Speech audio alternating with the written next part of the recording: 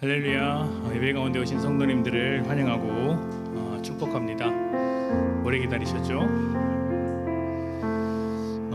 인터넷 문제로 따로 인터넷 실시간으로 송출은 되지 않고요. 우리가 그냥 우리 안에서만 예배를 드렸으면 좋겠습니다. 혹시 온라인 예배를 드리신 분이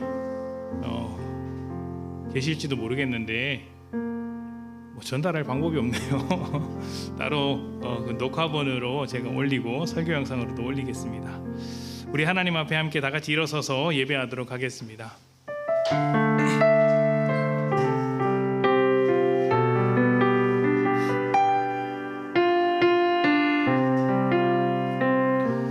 온 마음 다해 사랑합니다.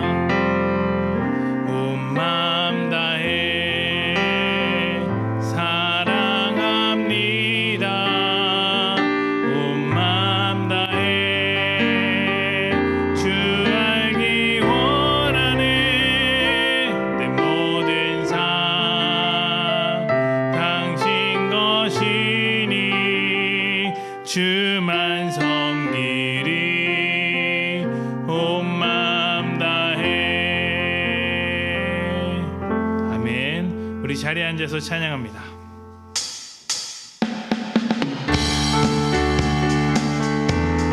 한 해 동안 우리를 인도하신 선한 목자 되신 하나님을 찬양하기 원합니다.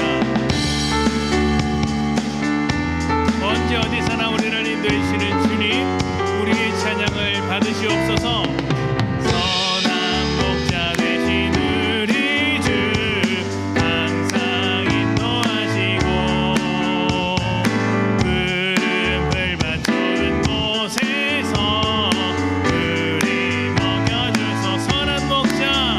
선한 목자 곳에 주여 항상 인도하소.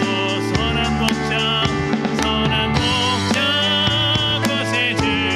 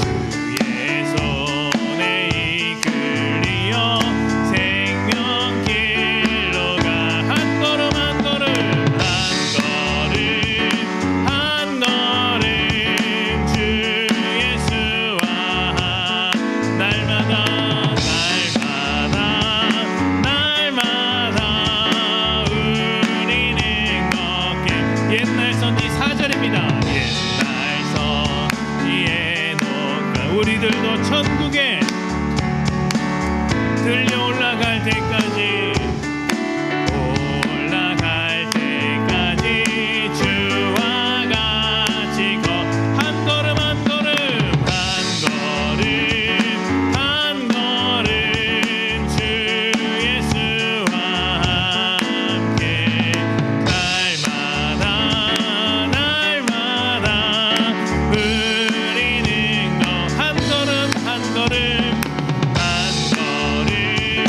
한 걸음 주 예수와 함께 날마다 우리 마지막으로 한 번 더 찬양합니다. 한 걸음 한 걸음 주 예수와 한 걸음 주 예수와 함께 날마다 우리는 걷겠네.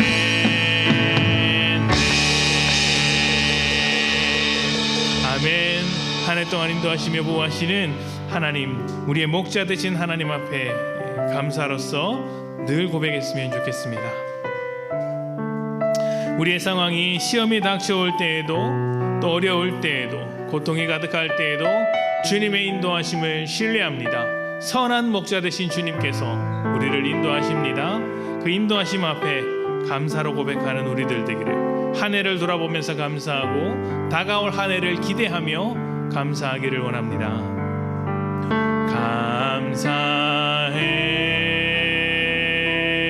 감사해. 시험이 닥쳐올 때에 주께서 인도하시니 두려움 없네. 또 감사해.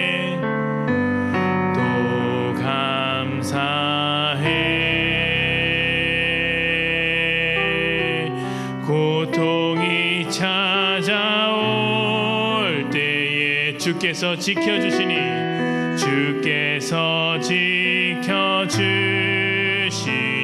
승리하리라.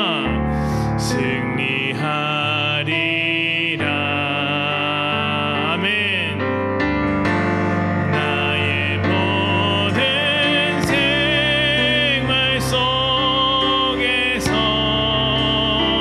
주님이 함께 계시니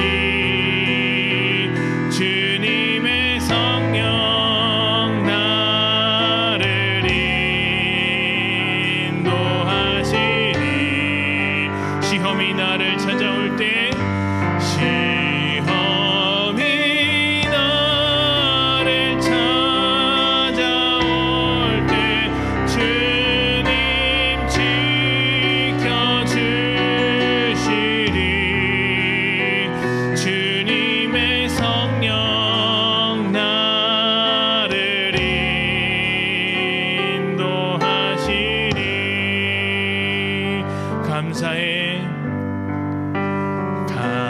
감사해. 시험이 닥쳐올 때에 주께서 인도하시니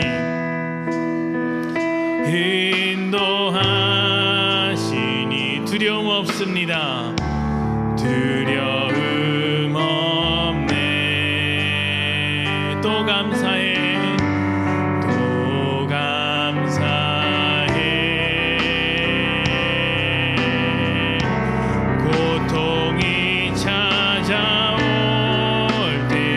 주께서 지켜주시니 절망 속에서도 내가 포기하지 않고 승리하리라.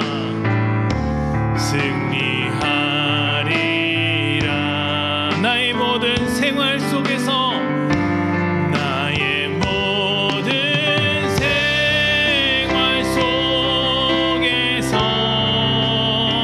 주님이 함께 하시니 주님의 성령 나를 인도하시니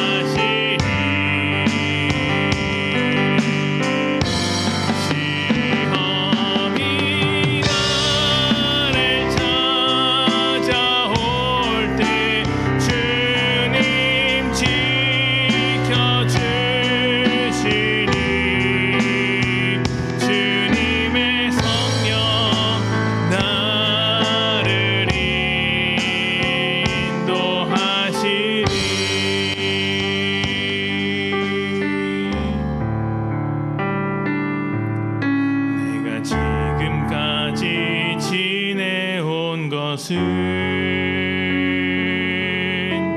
주의 은혜라. 주의 은혜라. 지금까지 지내온 것은 내가 지금까지 지내온 것은 주의 은혜라. 주의 은혜라. 지금까지 지내온 것은 주의 은혜라. 주의 은혜라. 지금까지 지내온 것은 주의 은혜라. 주의 은혜라. 지금까지 지내온 것은 내가 하나님의 자녀 된 것은 주의 은혜라. 주의 은혜라. 주의 은혜라. 하나님의 자녀 된 것은 주의 은혜라. 주의 은혜라. 주의 은혜라. 주의 은혜라. 하나님의 자녀 된 것은 주의 은혜라. 주의 은혜라. 하나님의 자녀 된 것은 내가 이 자리에 서 있는 것은 이 자리에 서 있는 것은 주의 은혜라. 주의 은혜라. 이 자리에 서 있는 것은 내가 이 자리에 서 있는 것은 은혜라. 주의 은혜라. 주의 은혜라. 주의 은혜라. 이 자리에 서 있는 것은 주의 은혜라. 주의 은혜라. 이 자리에 서 있는 것은 주의 은혜라. 주의 은혜라. 주의 은혜라. 이 자리 우리 마지막으로 고백합니다. 주의 은혜라. 주의 은혜라. 이 자리에 서 있는 것은 주의 은혜라. 주의 은혜라. 이 자리에 서 있는 것은 은혜. 주의 은혜라. 주의 은혜라.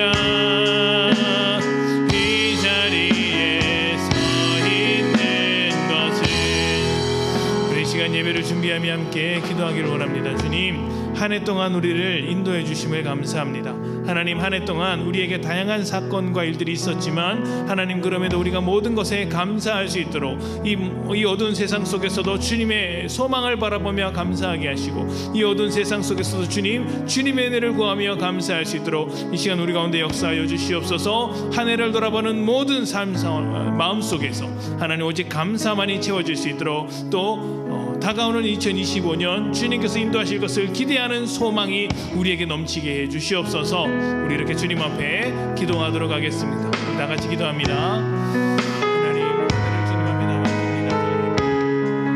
새 마음 새 뜻으로 주님 살게 하시고 하나님께 나아가 우리를 되게 해주십시오. 주님 그렇습니다.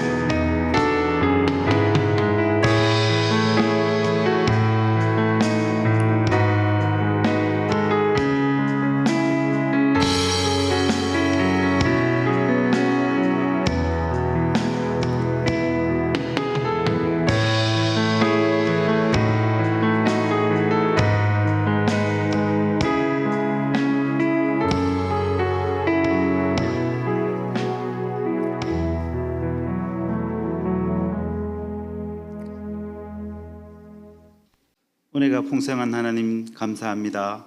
올 한 해 예수님의 제자로 살기로 작정하였지만 세상 안에서 기쁨을 찾으며 죄에 사로잡혀 살았음을 고백합니다. 부질없음을 알면서도 욕심과 탐욕에 얽매여 살아온 저희를 불쌍히 여겨주시고 하나님이 주시는 은혜 속에서 살게 하옵소서. 세상이 아니라 하나님을 사랑하고 이웃을 사랑하는 마음을 갖게 하시고 봉사와 섬김으로 믿지 않는 자들에게 선한 영향력을 전파하는 저희들 되게 하옵소서. 하나님, 나라가 혼란하고 경제가 어렵지만 동요하지 않고 믿는 자로서 기도로 나아가게 하시고 각자 맡은 바 일에 열심을 내게 하옵소서. 올해는 목장 모임을 통하여 서로 간증하고 말씀을 나누고 은혜 받게 하시니 참 감사합니다. 새해에도 서로를 위하여 기도하고 협력하고 사랑을 나누는 모임 되게 하시고 무엇보다 하나님을 중심으로 하나 되는 믿음의 목장 되게 하여 주시옵소서. 하나님, 다가오는 새해에는 오직 예수님의 소망을 두며 사랑을 실천하는 교회와 성도들 되게 하여 주시옵소서. 목자 되시는 목사님 성령 충만케 하시고 말씀으로 저희 양들을 잘 이끌게 하여 주시옵소서. 하나님, 성도들 가정과 일터 위에 늘 복을 내려주시고 마음에는 평화와 평강을 허락하여 주시옵소서. 다시 오실 예수님을 기다리며 예수 그리스도 이름으로 기도드립니다.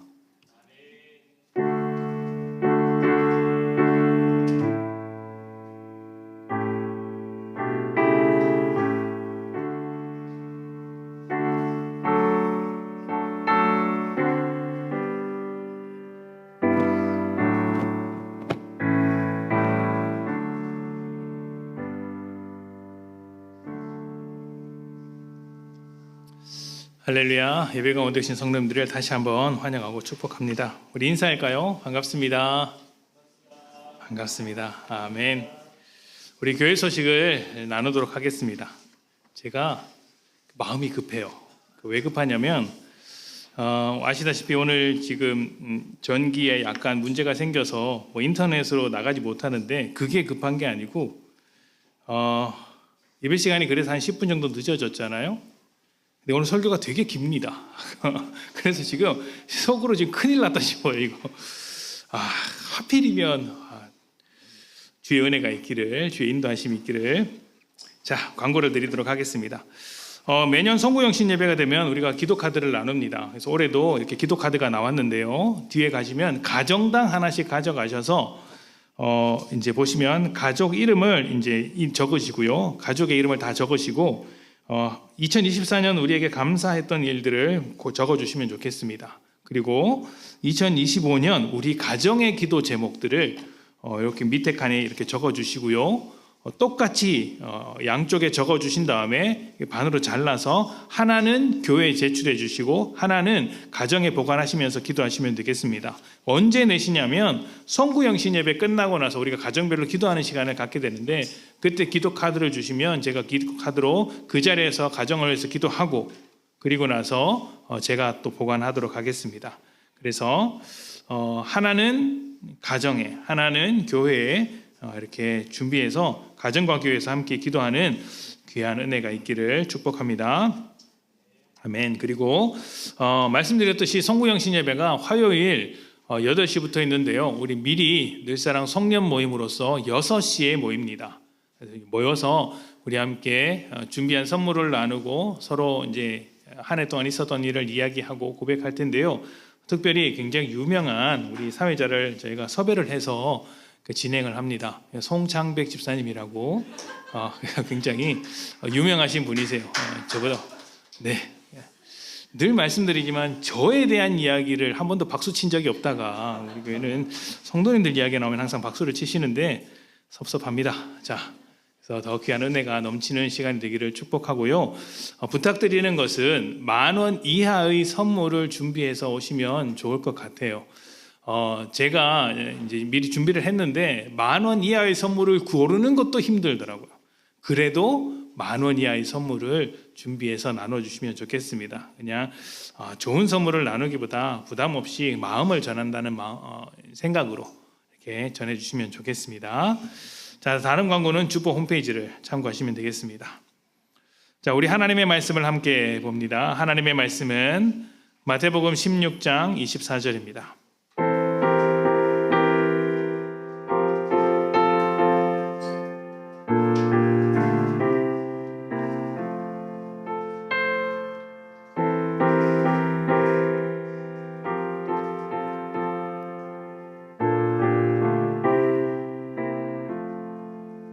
우리 말씀을 찾으셨으면 다 같이 일어서서 다 같이 봉독하도록 하겠습니다. 2024년 우리에게 주신 말씀인데요. 우리 다 같이 봉독합니다. 시작. 이에 예수께서 제자들에게 이르시되 누구든지 나를 따라오려거든 자기를 부인하고 자기 십자가를 지고 나를 따를 것이니라. 아멘. 자리에 앉아서 기도하도록 하겠습니다. 하나님 참 고맙고 감사합니다. 이 귀한 예배 2024년 마지막 주일 예배 가운데 여전히 함께하여 주심을 감사합니다.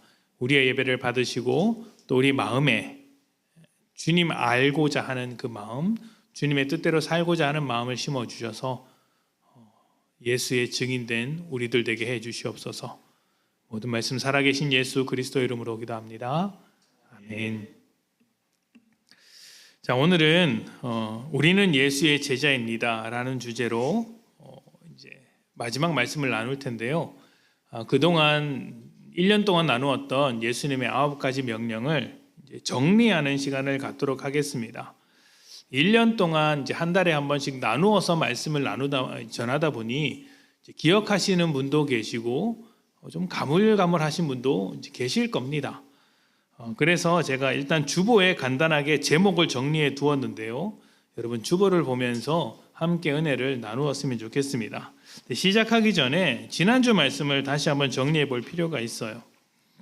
예수님께서 활동하시던 공생의 기간 중, 그러니까 공적인 생활을 하시던 그 기간 중에는 수많은 사람들이 군중으로서 예수님의 뒤를 따라다녔습니다. 인기가 많았죠.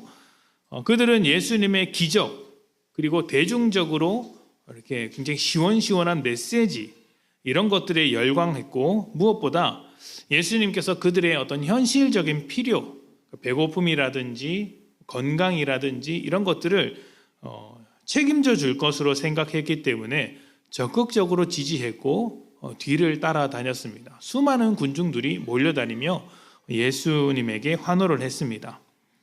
이것은 예수님을 따라다닌 12제자도 마찬가지였습니다. 예수님께서 자신의 필요를 채워줄 것만 같았죠. 함께 먹고 마시면서 예수님의 말씀을 직접 들었지만 사실 제자들의 기대는 내 필요를 채워주는 것 이상도 이하도 아니었습니다. 예수님께서 가르치고 있는 이 말씀이 무엇을 의미하고 있는지, 그리고 나중에 예수님께서 무엇을 할 것인지에 대한 이해는 전혀 없었습니다. 몰랐습니다. 그래서 성경을 보다 보면 예수님과 제자들이 충돌하는 장면이 생각보다 자주 나옵니다. 예수님께서는 이렇게 하고자 하실 때 제자들이 이해를 하지 못하거나 아니면 반대를 하거나 충돌하는 장면이 있죠. 그리고 특히 십자가와 부활에 대한 이야기가 나오면 이 충돌은 굉장히 심해집니다. 왜 그럴까요? 제자들의 기대, 제자들의 선택지에는 십자가가 없었기 때문입니다. 예수님을 따르는데 예수님께서 최종적으로 목적 삼은 십자가는 이해하지 못하고 있는 거예요. 그래서 십자가에 대한 이야기를 꺼낼 때마다 이해하지도 못하고 그 길로는 가서는 안 됩니다. 반대했던 것이죠. 근데 이것은 너무 상식적인 일이에요. 왜냐하면 우리가 생각하고 있는 십자가와는 달리 그 당시 사람들에게 십자가는 저주의 자리고 실패의 자리고 죽음의 자리고 사형의 자리고 반역자의 자리이기 때문입니다. 사회에서 가장 버림받은 사람들, 아무도 가려고 하지 않는 그런 사람들, 죽어서도 치욕을 당하는 자리가 십자가의 자리였던 것이죠. 예수님께서 십자가와 비슷한 이야기를 꺼낼 때마다 경기하듯이 반대할 수밖에 없는 이유가 모든 사람이 당연히 그렇게 생각하고 있었기 때문입니다. 그래서 예수님께서는 나의 제자라면 어떻게 해야 하는지 분명히 자기의 길을 보여주시면서 때가 될 때마다 제자도를 요구하셨습니다. 그것이 무엇이었습니까? 우리가 읽은 24절 말씀, 누구든지 자기를 부인하고 자기 십자가를 지라는 것이었죠. 아마 그 당시 제자들에게 굉장히 충격적인 말씀이었을 것입니다. 십자가를 지라니. 우리는 이 세 가지 말씀, 누구든지 자기를 부인하고 자기 십자가를 지라, 이 세 가지 이야기를 살펴보면서 제자도가 무엇인지를 생각해 보았습니다. 먼저 누구든지였는데요. 누구든지는 이것이죠. 누구든지 제자가 될 수 있다. 그러나 누구든지 제자에게로부터 요구되는 것을 이제 벗어날 수는 없다. 다시 말하면 예외는 없다라는 것이죠. 어떤 사람이라도 예외가 있을 수 없고 어떤 상황과 조건이라도 예외는 없다라는 것입니다. 자, 그런데 여기서 중요한 점이 있습니다. 예외가 없다라는 것은 제자도에 관한 것입니다. 좀 더 쉽게 말하자면 예수님의 제자로 살아가야 한다는 점에서는 예외가 없다는 것이죠. 그런데 그 예외가 없는 제자로서의 삶이 다양하게 나타날 수는 있습니다. 그러니까 믿음 생활, 종교 생활, 교회 생활에 대해선 예외가 있을 수 있다는 거예요. 이게 사실 목회자로서 제가 이런 이야기를 자주 드리고는 있는데 드릴 때마다 좀 찝찝해요. 왜냐하면 예외가 있다라고 말씀을 드리면 그 예외가 있다는 말씀을 자기 편한 대로 해석하기 때문입니다. 그러니까 내가 여러 가지 상황에 의해서 못할 수도 있다. 그러나 해야지라고 생각하는 게 아니라 뭐 못하면 말지 뭐 어쩔 수 없지 뭐 이렇게 생각하고 만다는 것입니다. 그러니까 안 하는 쪽으로 생각을 자꾸 옮겨가는 거예요. 그러면 다시 한번 스스로를 생각해 봐야죠. 나는 예수의 제자로 살기 위하여 그렇게 하는 것인가? 거기에는 예외가 없기 때문이죠. 예외라는 건 참 어려운 것입니다. 왜냐하면 내가 처한 상황이 예외인지 아닌지를 내가 결정하기 때문이에요. 내가 주체적으로 결정하는 것이기 때문입니다. 내가 판단하죠. 그런데 그 주체적이라는 것이 어떤 정체성을 가졌냐를 두고 따져봐야 하는 거예요. 예수님의 제자, 예수님의 종으로서, 하나님의 백성으로서 이것이 예외인지 아닌지를 판단할 것인지, 아니면 내가 나의 삶의 주인으로서 내 마음대로 그것을 판단할 것인지, 이건 다른 문제입니다. 내가 주인이라면 내 마음대로 예외를 결정합니다. 어떻게 될까요? 하고 싶은 것만 해요. 이번 주 뭐 예배 안 가지 뭐 이것저것 불편하니까 뭐 교회에 필요한 일들이 있지만 뭐 다른 사람이 하겠지 뭐 나 바쁘니까 이렇게 결정해 버리는 것입니다. 하기 싫은 일, 귀찮은 일, 불편한 일, 내가 느끼지 못하는 일들은 거들떠보지도 않습니다. 조금만 불편하고 귀찮고 쓸모없으면 안 하려고 하죠. 내가 뭐 하려고 그런 고생을 해? 라고 하는 것입니다. 그런데 예수님께서 주인이시고 우리가 종이라면, 우리가 그런 정체성을 가지고 있다면 어떻습니까? 판단을 할 때 무엇이 해야 할 일인지를 찾습니다. 무엇이 예수님이 기뻐하시는 일인지를 먼저 찾죠. 불편하고 소득이 없고 어려운 일이지만, 그리고 내가 큰 도움이 되지 않을 것 같아 보이지만 그래도 예수님의 부르심이 있다면 예외를 두지 않고 따라가는 것입니다. 내 모든 삶에서 주님의 뜻을 따르려고 할 것이고, 교회 사역이나 봉사 역시 뭐 그렇게 할 것이죠. 꼭 교회 사역만 말하는 게 아니에요. 우리의 생활 모든 면에서 이제 그렇게 판단을 내린다는 것입니다. 저는 여기 계신 성도님들을 포함해서 누구든지 예수님을 믿는다면 예외를 두지 않았으면 좋겠습니다. 다시 한번 말씀드리지만 교회 생활이 전부라는 말씀을 드리는 게 아닙니다. 교회 생활은 우리의 삶의 일부분으로서 포함되어 있어요. 그러니까 교회 생활도 중요하지만 믿음의 삶을 사는 것도, 그러니까 이 믿음의 공동체를 꾸려가는 것도 중요하지만 그것을 벗어나서 세상에서, 여러분 가정 안에서, 직장에서 살아가는 것도 매우 중요합니다. 늘 말씀드리지만 굉장히 중요해요. 그러나 예수를 믿는 믿음 안에서 살라는 것입니다. 믿음 안에서 교회 생활을 하고 믿음 안에서 가정 생활을 하고 믿음 안에서 직장 생활을 하는 것이죠. 모든 믿음, 예수를 믿는 그 믿음이 내 모든 생활의 기반이 되어야 한다는 것입니다. 이 점에 있어서 예외란 있을 수 없다. 예외가 있으면 어떻게 될까요? 여기서는 신앙생활을 하는 것 같은데 밖으로 나가자마자 부부싸움을 하는 겁니다. 여기서는 예수를 믿는데 밖에 나가서는 예수 안 믿는 부부가 되는 거예요. 감사하게도 아직 제 눈에는 교회 나가자마자 부부싸움하는 부부를 본 적이 없습니다. 여러분이 안 보는 곳에서 싸우는지 모르겠지만 조심하십시오. 주일학교 아이들이 다 저한테 이야기를 합니다. 그러니까 조심하시기를 부탁드립니다. 자, 그 다음으로는 자기를 부인하는 것과 자기 십자가를 지는 것이 있습니다. 이 두 가지를 묶을 수가 있어요. 묶어서 순종이라는 하나의 단어로 설명할 수 있습니다. 자, 그런데 여기서 순종이라는 것은 조금 더 근원적으로 삶의 방향을 이야기하는 거예요.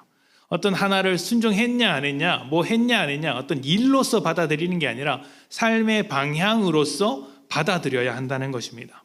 마태복음 6장 24절입니다. 한 사람이 두 주인을 섬기지 못할 것이니 혹 이를 미워하고 저를 사랑하거나 혹 이를 중히 여기고 저를 경히 여김이라 너희가 하나님과 재물을 겸하여 섬기지 못하느니라. 아멘. 자, 여기서 나오는 주인이라는 것은 우리 정체성에 대한 이야기입니다. 앞에서 말씀드린 그 정체성, 하나님의 백성, 예수의 제자라는 정체성이냐 아니면 재물로서 채워지고 있는 정체성이냐, 너의 인생에서 뭐가 제일 중요하냐, 이걸 묻고 있는 것입니다. 재물이라는 것은 단순히 돈의 노예가 되지 말라라는 것도 있겠지만 그것만 말하는 게 아닙니다.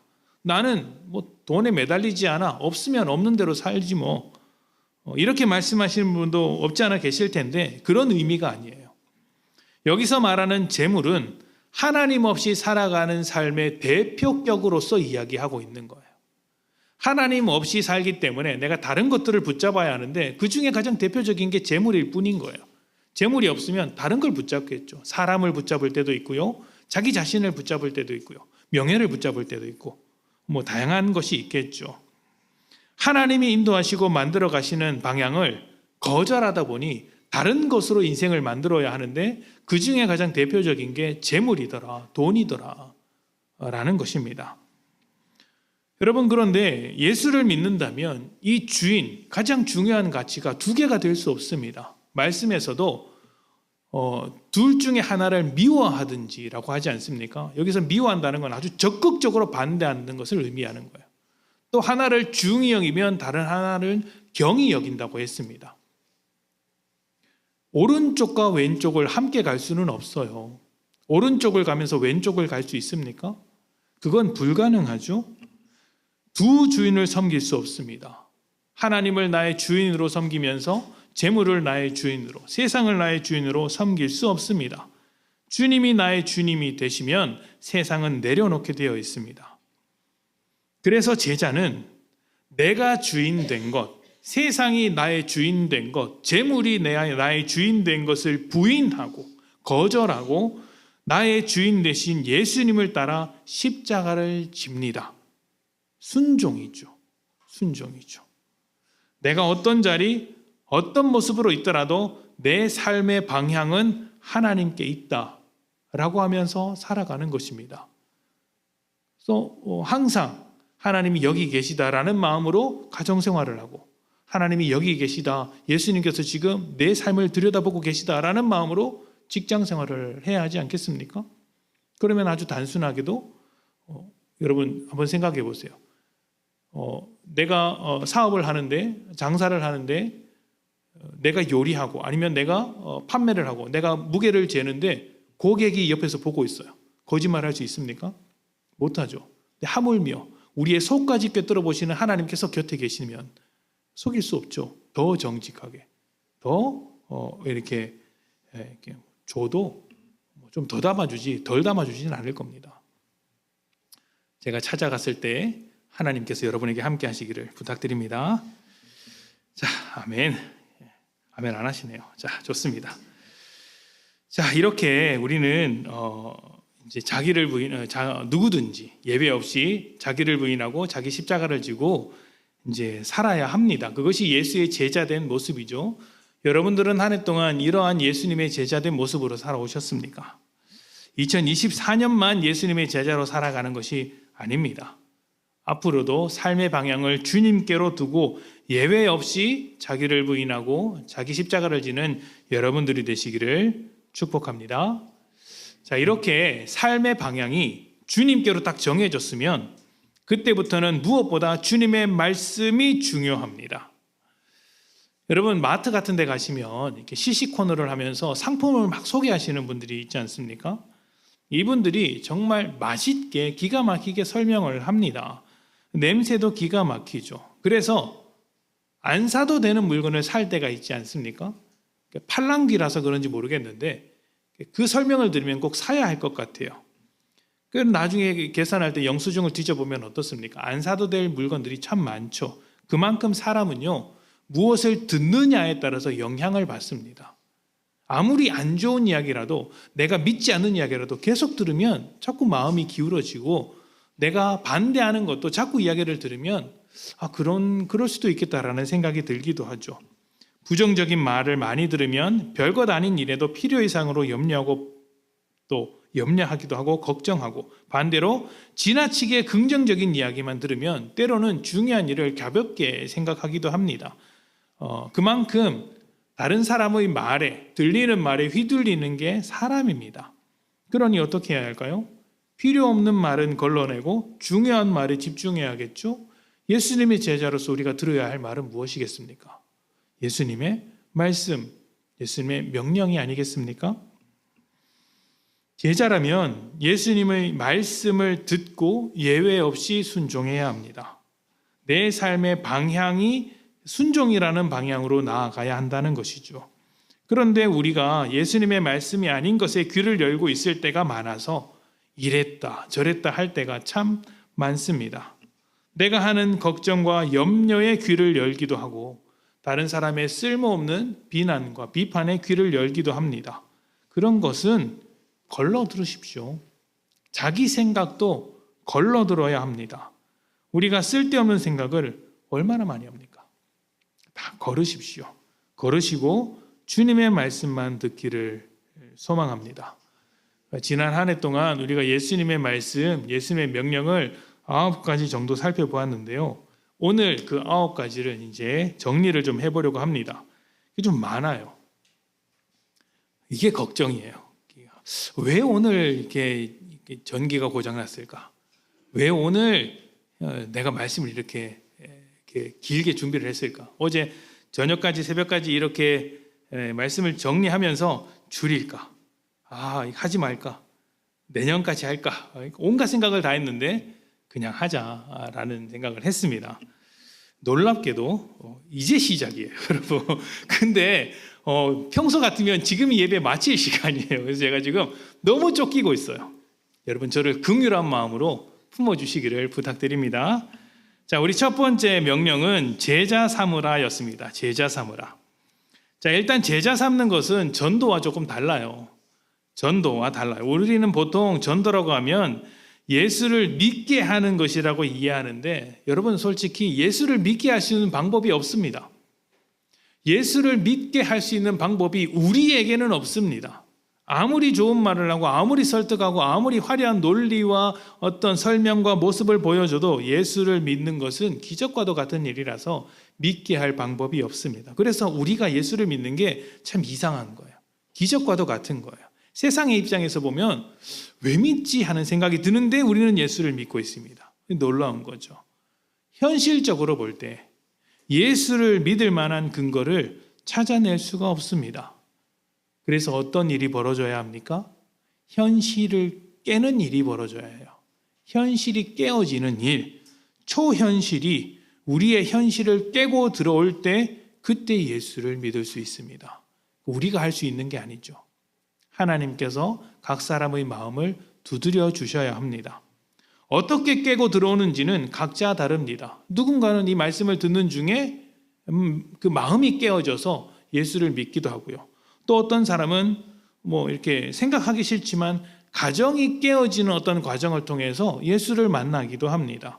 또 어떤 사람은 믿었던 사람들과의 관계가 깨지면서 예수를 만나고, 또 어떤 사람은 돈이 깨지기도 하고, 또 어떤 사람은 상식이 깨지기도 합니다. 이런 깨짐은 불현듯 찾아오기도 하는데 그 순간 하나님을 인정하지 않고는 버틸 수 없는 것이죠. 그런데 이렇게 찾아오시는 것은 하나님의 역할입니다. 우리가 할 수 있는 게 아니에요. 다만 우리는 기다리면서 복음을 전하고 하나님께서 역사해 주시기를 기도하는 것이죠. 하나님께서 각자의 마음에 찾아오셔서 마음을 두드려 주십니다.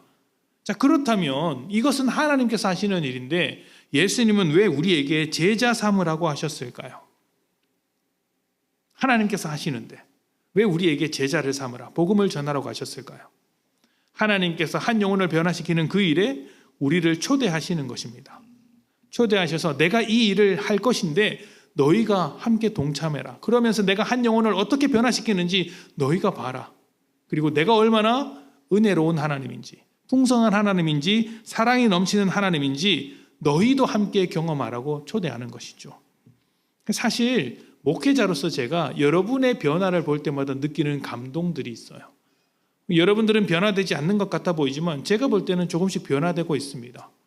놀랍죠. 참 놀랍습니다. 하나님께서 우리 가운데 여전히 일을 하고 계시는구나라는 생각이 듭니다. 그런 일이 여러분을 통해서 여러분 주변에도 넘치기를 축복합니다. 자, 예수님의 명령은 예수님을 믿게 하는 게 아니라 제자를 삼는 것이라는 점을 잊어서는 안 됩니다. 무슨 말이에요? 교회에 나온다고 끝이 아니라는 이야기입니다. 예수 믿는 자로서 말씀을 지키며 변화되는 삶을 사는 것까지 연결되어야 합니다. 무엇이 필요할까요? 제자로 살아가기 위한 결단이라는 게 필요해요. 결단. 내가 그렇게 살겠다는 결단이 필요하죠. 여러분 모두 이 결단으로서 예수님의 제자를 삼고 또 제자로 살아가시기를 축복합니다. 자, 두 번째는 사랑하라입니다. 사랑하라는 명령이 우리에게 주어졌습니다. 성경의 모든 말씀을 요약하면 하나님을 사랑하고 사람을 사랑하는 것, 이 두 가지라고 합니다. 사랑하면 여러분 마음이 기울어지게 되어 있어요. 여러분이 어떤 운동 경기의 심판을 보고 있는데 공정하게 봐야겠죠. 그런데 하필이면 여러분의 자녀가 그 경기의 선수로 뛰고 있다고 생각을 해봅시다. 그러면 어떻습니까? 당연히 편파 판정을 하거나 부정을 저지를 수는 없지만 경기 내내 마음이 쓰이지 않겠습니까? 반칙이 일어나면 다른 자식이 다쳤을 때는 그냥 삑 하고 불지만 내 자식이 불면 삑 하고 불지 않습니까? 마음이 그렇게 기울어지게 되어 있습니다. 사랑하기 때문이죠. 하나님을 사랑하는 것은 하나님께 마음이 기울어져서 살아가는 거예요. 다른 것 생각하지 않고 하나님만 따라가겠다, 내 방향이 하나님께 있다고 고백하는 것이죠. 그리고 이어서 사람을 사랑하는 것은 하나님께서 사랑하시는 사람을 나도 사랑하겠다. 내 마음이 하나님께 기울어져 있으니까 하나님께서 사랑으로서 기울어져 있는 그 사람들에게 나도 동일하게 사랑하겠다 말하는 것입니다. 그래서 이것은요, 여러분, 우리가 사람을 사랑하는 것은 하나님께서 우리를 사랑하듯이 하는 것이기 때문에 여러분, 이것은 사람을 가리지 않아요. 필요에 따라서, 사람에 따라서 해도 되고 안 해도 되는 게 아니라 예수님의 명령으로서 항상 사랑하는 것입니다. 그러니 여러분, 꼴보기 싫은 사람을 너무 미워하지 마십시오. 꼴보기 싫은 사람도 사랑할 수 있어야 하는 게 우리입니다. 신앙의 수준이 높으면 높을수록 저 왼수, 혀를 끌끌 차면서도 옛다 밥 먹어라 하면서 이제 밥 차려주는 겁니다. 집안에서 그렇게 하고 계시죠? 더욱더 그래야 하시기를 부탁드립니다. 교회가 가장 교회다운 것은 바로 여기에 있어요. 세상에서 지탄받는 사람일지라도 이곳에서는 품는 사람이 있더라. 이곳에는 그래도 받아주는 사람이 있더라. 그래서 교회에 뭘 자랑해야 돼요? 유명한 사람, 연예인, 사회적으로 인정받는 세계적인 어떤 사람이 와서 우리 교회 다닌다를 자랑하는 게 아니라 사회에서 버림받고 아무도 받아주지 않는데 우리 교회는 받아준다. 그래서 우리는 높은 자나 낮은 자나 모두 한 몸을 이루고 있다라는 것이 사실은 교회의 자랑이 되어야 합니다. 그래서 혹시라도 조금 볼 때 좀 불편하신 분들이 오실 수도 있잖아요. 뭐 동네에서 소문이 안 좋은 사람이라든가 아니면은 뭐 사회적으로 비난받는 사람 우리 교회 왔을 때 우리는 묵묵히 그 사람을 받아주는 겁니다. 그게 교회의 자랑이에요. 우리 공동체가 그렇게 되기를 축복합니다. 자, 세 번째는 나를 기념하라입니다. 여러분 제가 굉장히 빨리 달리고 있는 게 느껴지십니까? 네, 나를 기념하라입니다. 자, 이 명령은 성찬식, 성만찬에 관한 것이었죠. 예수님께서 십자가에 달리시기 전날 제자들과 저녁 식사를 하면서 포도주와 빵, 떡을 나누어 주셨습니다. 그리고 그것을 받아먹는 제자들에게 나를 기념하라라고 말씀을 하셨죠. 누군가를 기념한다는 것은 그냥 기억한다는 것과는 좀 다릅니다. 그의 모든 가르침, 그것을 내 삶에 이식하고 적용하는 것입니다. 이것은 우리가 예수님과 연합한 공동체다라는 것을 보여주는 것입니다. 주님을 기념하는 삶이란 어떤 것일까요? 기억하는 것 말고 기념하는 삶이란 무엇일까요? 예수님께서 만드신 이 공동체, 교회 공동체를 교회 공동체답게 만들어가는 것입니다. 성찬에서 사용하는 빵은 이게 각자 1인분씩 주어지는 빵이 아니고 아주 큰 빵이에요. 아주 큰 빵. 아주 큰 빵 하나를 만들어서 그것을 한 조각 한 조각씩 서로 돌아가면서 떼어가는 겁니다. 그러니까 원래 뭐예요? 내가 받은 그 떡이 뭐예요? 원래 하나예요. 하나예요. 그 예수님께서 그 빵을 나누어 주셨을 때 뭐라고 하시냐면 예수님이 아니고 그 바울이 이 성찬을 설명하면서 빵이 하나이듯 우리도 하나다라는 이야기를 합니다. 큰 떡에서 자기 몫을 받았듯이 우리는 예수님이라는 큰 덩어리 안에서 한 몸이다. 그리고 우리는 각각의 한 지체다. 그런 이해를 가지고 있었던 거예요. 그래서 이 한 몸됨, 예수 그리스도로 한 공동체됨을 지켜가는 것이 주님을 기념하는 것입니다. 어떻게 지켜야 할까요? 두 가지만 말씀드리면 첫 번째, 내가 주님과 연결되어 있어야겠죠. 내가 주님과 연결되어 있어야 합니다. 항상 주님과 좋은 관계 안에서 주님을 나의 주님으로 주의 뜻대로 살아가는 그런 연결이 있어야 합니다. 그리고 그 다음으로는 예수를 중심으로 서로가 연결되어 있어야 합니다. 다른 것으로 연결되면 교회가 아니에요.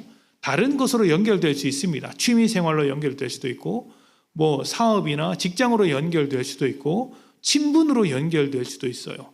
그런 연결도 좋지만 우리는 예수로 연결되어 있어야 합니다. 그게 교회 공동체를 지켜가는 일이에요. 자, 그 다음 명령은 무엇입니까? 성령 안에서 생각하라. 자, 지금쯤 한번 따라서 이야기해 봅시다. 성령 안에서 생각하라. 감사합니다.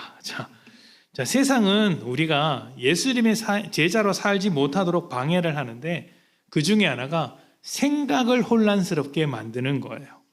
생각이 많아지고 복잡해지면 어떻게 될까요? 중요한 것과 중요하지 않은 것을 구분하기가 참 어렵습니다. 그래서 결국 잘못된 선택으로 이어지지 않습니까?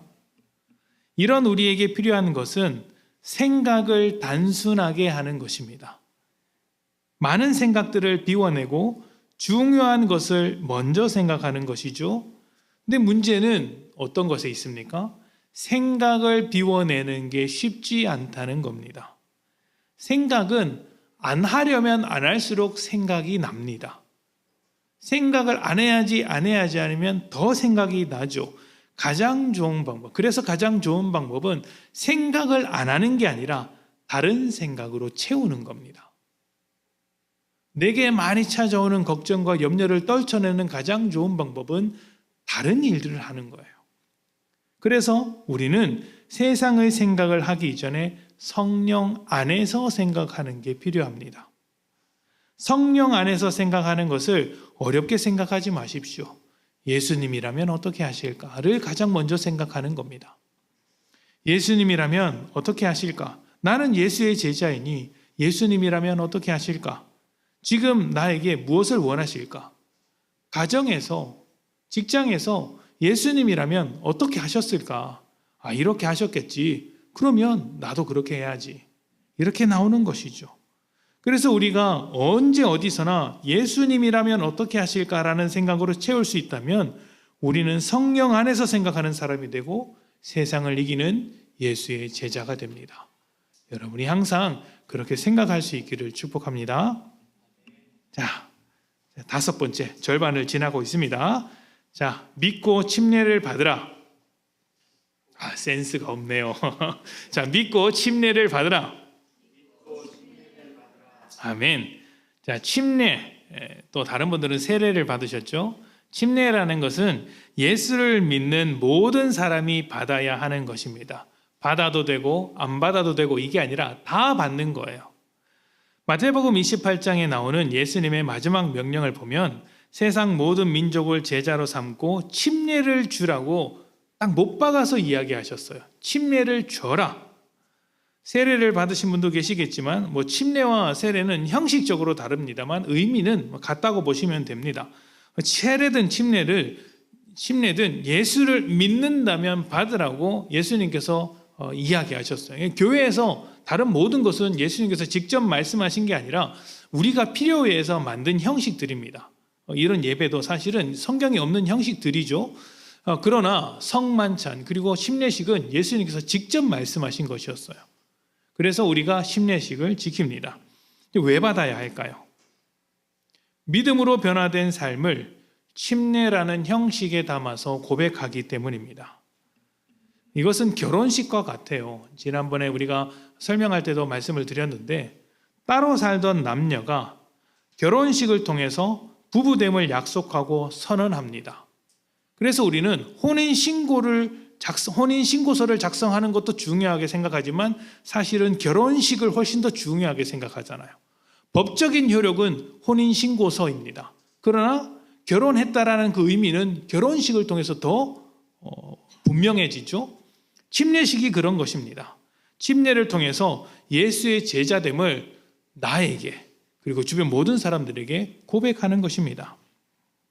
침례는 물에 푹 잠겼다가 나오는 것인데 여기엔 중요한 의미가 있습니다. 물에 잠기는 것은 죽음을 의미합니다. 예수 믿기 전에 나는 죽었다라는 것이죠. 다시 말하면 자기를 부인하는 것입니다. 그리고 물 밖으로 나오는 것은 다시 태어났다는 것을 의미합니다. 예수님의 부활에 동참하는 것이죠. 이것을 다시 한번 바꿔서 이야기하면 예수님과 같이 자기 십자가를 지는 순종의 삶을 살겠다 하는 것입니다. 죽고 예수와 함께 죽고 예수와 함께 사는 것이 침례의 의미입니다. 이것은 이전에 살던 삶을 포기하는 것, 세상으로서의 삶을 포기하는 것이고 예수님과 연합하는 삶으로서의 시작하겠다는 믿음의 결단이에요. 이 결단이 있어야 합니다. 단호한 결단으로서 여러분 예수님의 제자로 살아가시기를 축복합니다. 그리고 혹시 예수를 믿고 있지만 침례를 받지 않으신 분이 계시다면 올해는 지나갔으니 내년에는 받도록 합시다. 난 너무 급해요 목사님. 지금 받고 싶어요. 그러면 우리 얼음 깨고 들어갑시다. 자, 6번째, 외식하지 마라. 알겠습니다. 저 혼자 하겠습니다. 자, 외식하지 마라. 자, 외식은 겉모습만 멋지게 하는 것을 말합니다. 좀 더 직설적으로 말하면 위선 떨지 마라. 이런 이야기죠. 위선 떨지 마라. 이것은 믿음의 순서에 관한 거예요. 순서.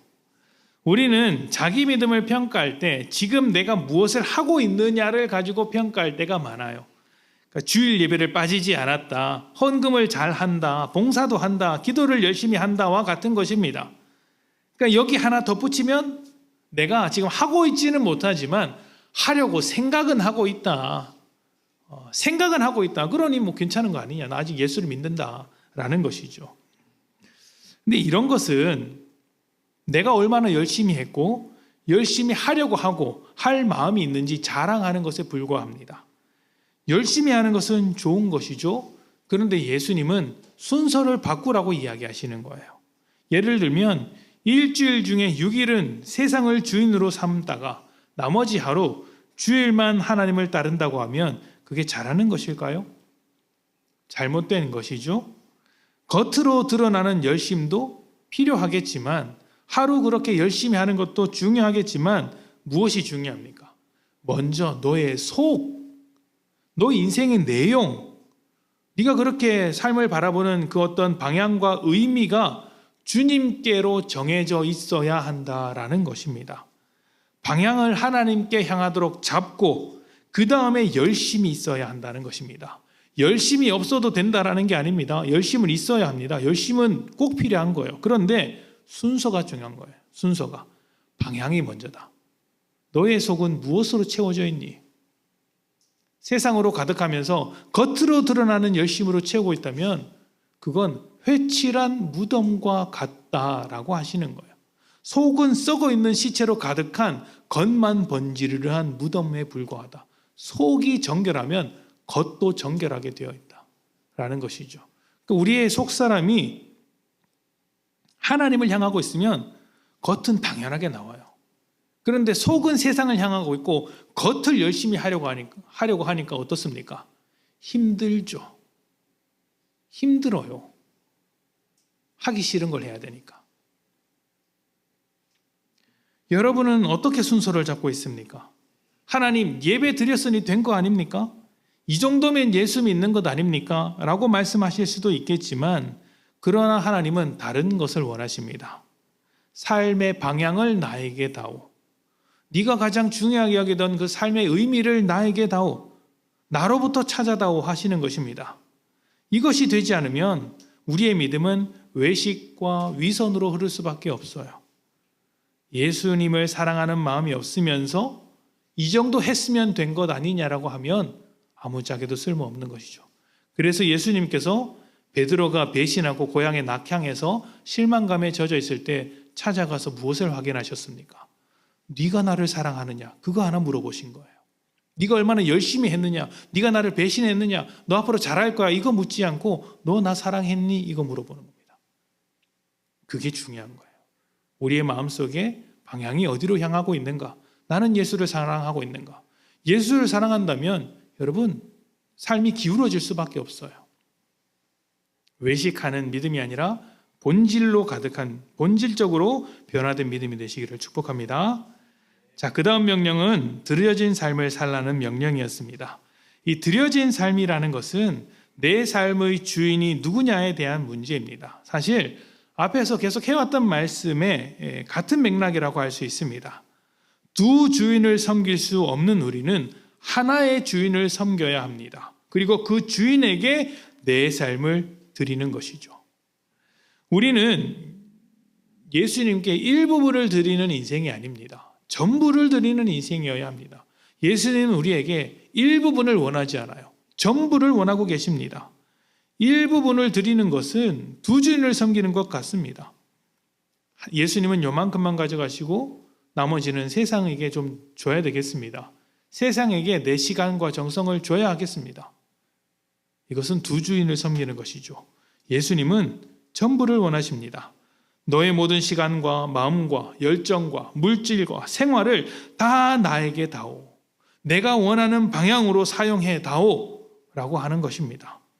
더 가져야 유리한 세상에서 남들보다 더 많은 것들을 붙잡고 있어야 훨씬 더 유리한 이 세상에서 내 것을 드리는 삶을 사는 것은 납득하기 어려운 거예요. 왜 내가 드려야 하는가? 왜 내 것을 다 포기해야 하는가?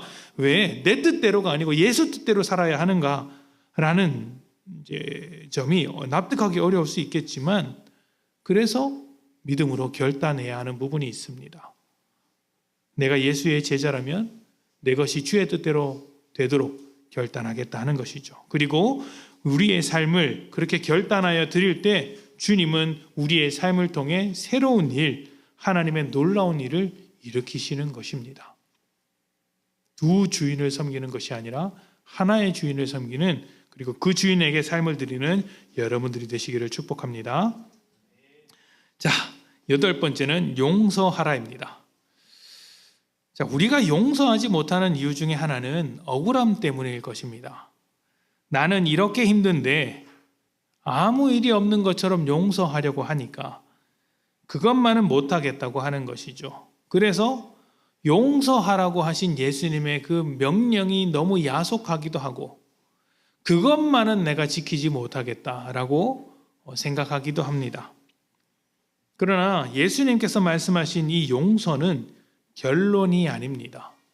아무것도 없는 것처럼, 아무 일도 없었던 것처럼 덮고 넘어가겠다는 것이 아닙니다. 이것은 하나님의 마음, 예수님의 마음을 가지라는 것입니다. 예수님께서 십자가에 달려 억울한 죽임을 당할 때에 자기를 죽이는 자들을 향해서 하나님, 저들을 용서해 주십시오. 저들은 자기들이 무슨 짓을 하고 있는지 모르고 있습니다. 용서해 주십시오라고 기도했습니다. 그리고 그 기도가 그 용서가 무엇의 시작이었습니까? 우리를 구원하는 은혜의 시작이었어요. 용서가 구원을 만들었고 그 구원으로 우리가 예수님을 닮아가는 사람이 되었습니다. 이것은 삶의 방향에 관한 문제입니다.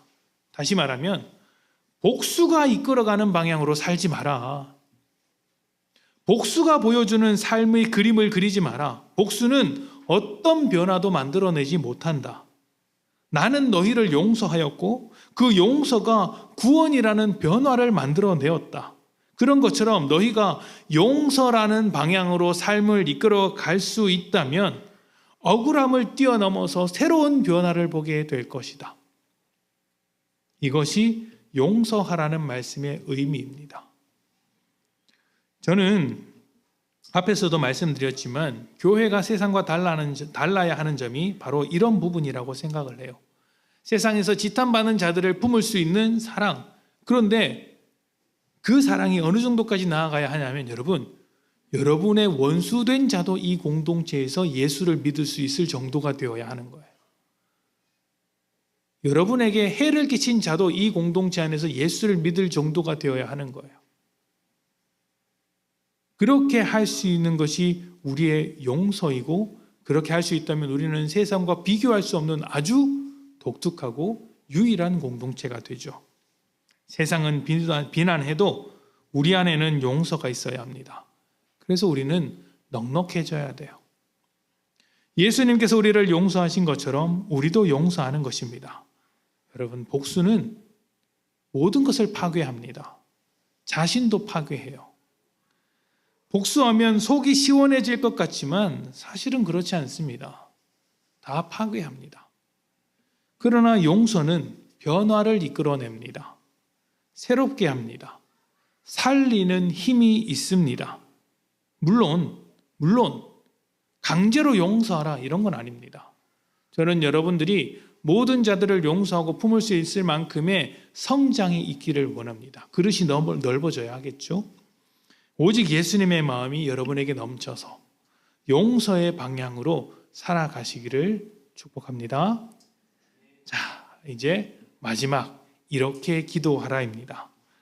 마지막으로 살펴본 예수님의 명령이 기도에 관한 것이었습니다. 이것은 특별히 주기도문을 중심으로 어떤 흐름을 가지고 있는가 살펴보았는데요. 일반적으로 기도에 대한 사람들의 생각은 자기가 원하는 것을 신에게 비는 것입니다. 그런데 우리의 기도는 전혀 다르죠. 세상의 기도는 내가 원하는 것을 하나님께 비는 것이라면 우리의 기도는 하나님이 원하는 것을 내가 비는 거예요. 하나님이 원하는 것을 나도 원하는 것이 기도입니다. 그래서 항상 우리의 기도는 먼저 그의 나라와 그의 의를 구하는 것이 되어야 합니다. 하나님의 나라와 하나님의 의, 그것을 구하는 것이죠. 예수님께서 가르쳐 주신 주기도문에서도 하나님의 나라가 임하시오며 라고 이야기를 합니다. 이게 핵심인데요. 나라는 지배하는 것을 의미해요. 다시 말하면 하나님 나라가 여기에 임하시오며 하나님 나를 지배해 주십시오. 하나님 나를 다스려 주십시오 라고 이야기를 하는 겁니다. 하나님의 뜻, 하나님의 원하심이 나를 지배하게 해 주십시오라는 게 주기도문의 핵심이에요.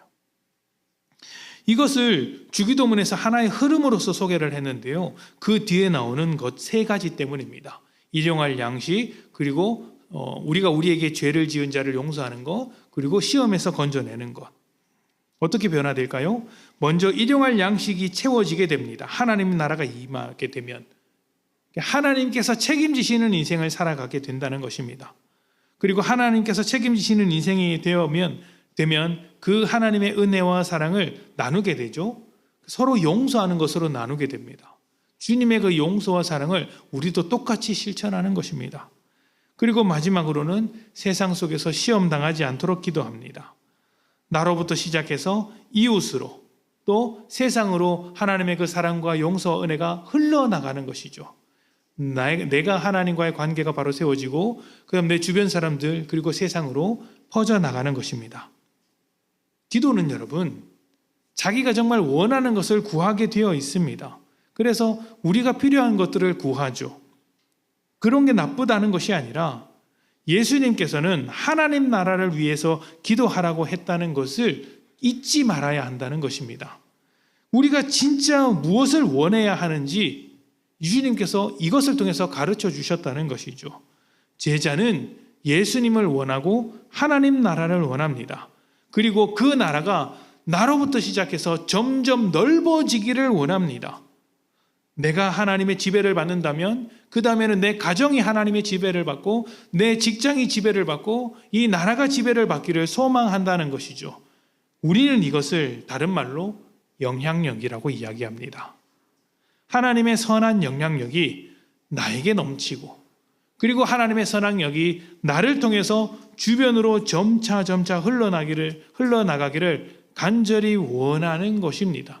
그리고 그것을 위해서 기도하라 이야기하는 것이죠. 여러분은 무엇을 위해서 기도할 것입니까?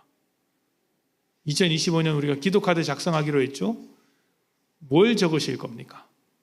그렇다고 또 오늘 말씀에 또 은혜를 입었다고 거기다가 하나님의 나라와 하나님의 의가 이루어지기를 원합니다라고 쓰신다면 훌륭하시겠지만 또 여러분 개인적인 기도 제목도 쓰셨으면 좋겠습니다. 자, 이렇게 9가지 명령을 쫓기듯이 살펴보았습니다. 자, 여러분 다 기억하시겠어요? 기억 다 못하시더라도 한두 가지 정도만 기억하셔도 저는 충분하다고 생각을 합니다. 왜냐하면 결국에는 하나를 향해 가기 때문입니다. 우리의 삶의 주인은 예수님이라는 것이죠. 이 한두 가지 명령을 붙잡고 내가 이것만은 반드시 지키리라고 다짐하시고 지켜내신다면 여러분의 삶의 주인은 예수님이 되실 것입니다. 그리고 예수님께서 우리에게 행하시는 그 놀라운 일들을 경험하실 것입니다. 두 주인을 섬길 수 없습니다. 여러분, 그러니 이제는 결단하십시오. 세상을 섬기겠습니까? 예수를 섬기겠습니까?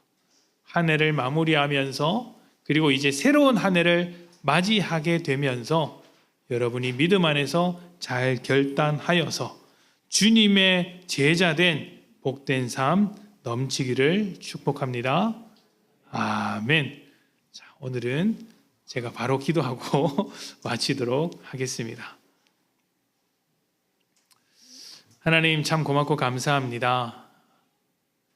우리에게 주신 이 귀한 말씀들을 한 번 더 생각하면서 예수님의 9가지 명령을 짚어보았습니다.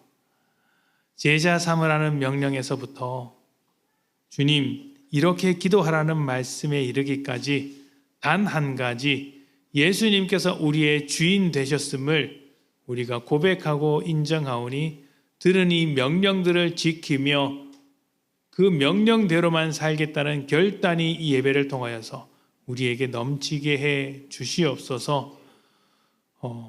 한 해를 마무리하면서 하나님 앞에 감사합니다. 그리고 송구영신 예배를 통하여서 새로운 한 해를 시작하게 될 텐데 그 예배를 통하여서 주님께 감사하며 감격하는 우리들 되게 해 주시옵소서. 이제는 우리 주 예수님의 은혜와 하나님의 그거 놀라우신 사랑하심과 성령님의 내주 역사하심이 예수님의 제자로서 지금까지 인도하신 하나님 앞에 결단함으로 믿음으로 나아가는 모든 성도들 위해 영원토록 함께 하시기를 간절히 축원하옵나이다. 아멘.